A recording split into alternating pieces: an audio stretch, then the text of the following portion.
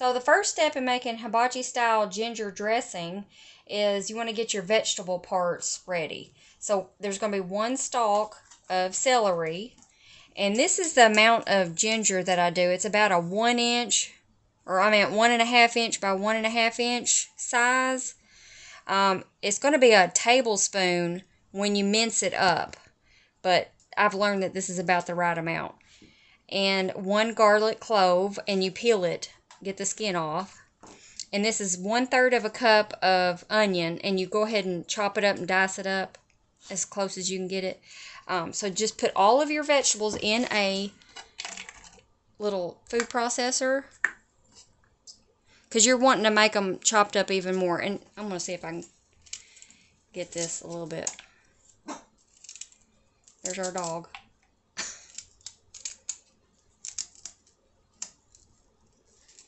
You don't have to do what I'm doing, but makes it quicker. Whoops. So just get all the vegetable parts in here in your food processor. And then you're going to chop it all up really finely. So let it go as far as you can till it's really finely chopped. So you're going to want to scrape down the sides and keep chopping till it's as close to minced as you can get it.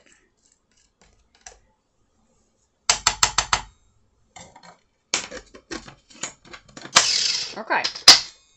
It's not wanting to do any more, so that's as close as it's going to go.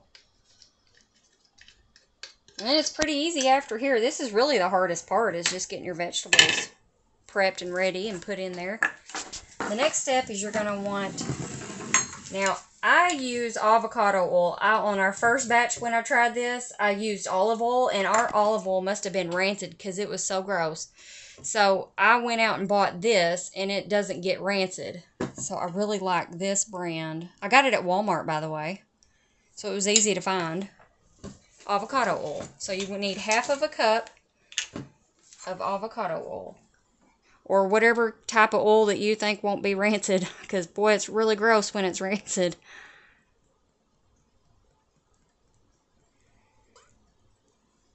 Just pour it straight in there.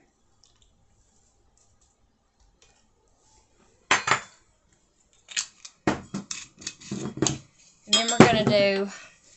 And again, on my first batch, I tried using apple cider vinegar, and it was super gross. But that's me. I didn't like it. So I just went with a kind of a plain, kind of a cooking style vinegar. It says distilled white vinegar. So I used 2 tablespoons of this.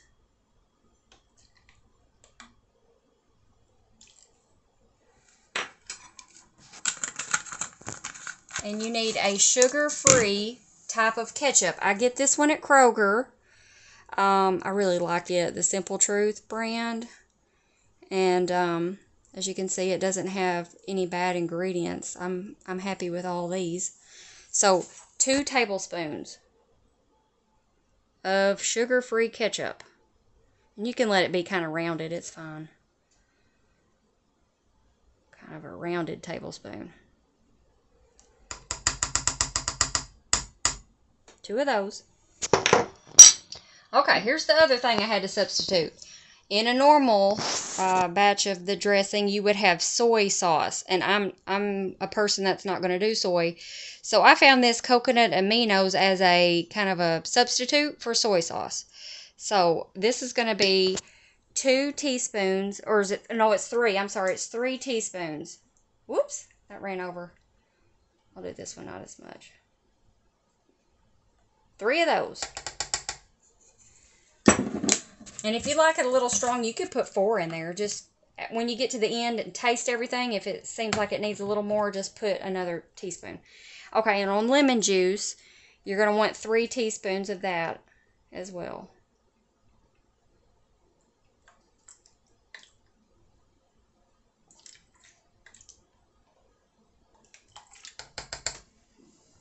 Alright, and to make it sweet, I like to use Allulose, and this is a 1/4 cup of Allulose. You can use whatever sweetener substitute that you like. And then 1/2 teaspoon of salt. And you can do the black pepper or not, but it's, you know, I just use a 1/4 teaspoon.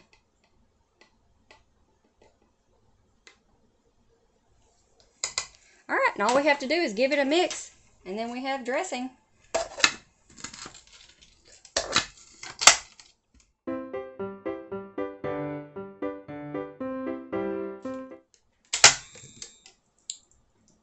Okay, what I like to do next is transfer all of this into a measuring cup that has a pour spout. It makes it so much easier to get it into your little vial that you're going to put it in.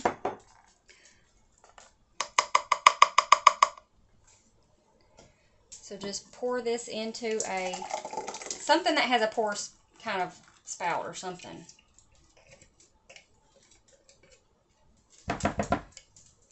Let me kind of show you up close of it. So it does have a little bit of chunks like it does in the dressing at the hibachi restaurant. And if you have a better food processor than I do, it probably would take those chunks out a little bit. It's still good with the chunks. Okay, so like I said, I save my little, this is the same bottle, you'll notice, as my ketchup bottle. So we save our ketchup bottles because they're glass, and we just use this as our salad dressing bottles. And I put a little label on here, although I marked through from the last time I put the date on there, because this is only going to be good for about 2 weeks in the refrigerator. I mean, that's how we've done it. But we eat it before then anyway. It's usually gone within 2 weeks.